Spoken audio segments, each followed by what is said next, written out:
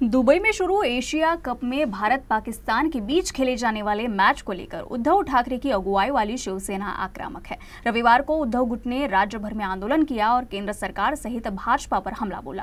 उद्धव गुट के प्रदर्शन पर राजस्व मंत्री चंद्रशेखर बावनकुले ने पलटवार किया है। बावनकुले ने कहा कि पाकिस्तान का झंडा फहराने वाले हमें देशभक्ति न सिखाए। बावनकुले ने आगे कहा कि ऑपरेशन सिंदूर के समय सवाल उठाने वाले आज राजनीतिक लाभ के लिए क्रिकेट का इस्तेमाल कर रहे हैं।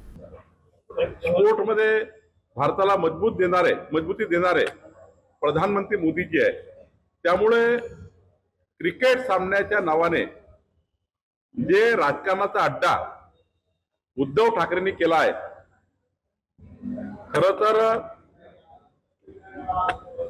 ऑपरेशन सिंदूरच्या वेळी ते ऑपरेशन सिंदूरचे आता या ठिकाणी ज्या गोष्टी करतात, ऑपरेशन सिंदूरच्या वेळी उद्धव ठाकरे हे पर्यटनावर होते, विदेशामध्ये होते, पर्यटन करत होते। ऑपरेशन सिंदूर झाल्यानंतर किंवा इतका मोठा देशामध्ये हल्ला झाल्यानंतर, दहशतवादी हल्ला झाल्यावर थोडी जर या देशाप्रती भावना असती, या देशाच्या हिंदू प्रति भावना असती, तर उद्धव ठाकरे हे तात्काळ देशात परत आले असते।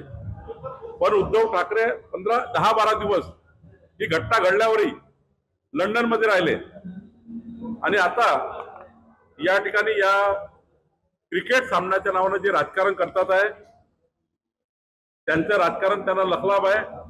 पण या देशातला कुठलाही नागरिक खेळ या विषयाला कधी राजकारणामध्ये उद्धव ठाकरेच्या भूमिकेला मान्यता देणार नाही।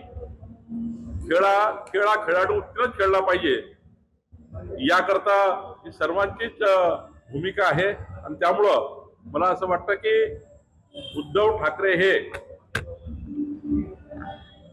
आधी त्या गोष्टीचं उत्तर दिलं पाहिजे, ज्या उद्धव ठाकरेच्या रॅलीमध्ये पाकिस्तानचे झेंडे फिरत होते, पाकिस्तानचे झेंडे त्या ठिकाणी फडकवण्याचं काम झालं होतं, याचं उत्तर उद्धव ठाकरेंनी दिलं पाहिजे।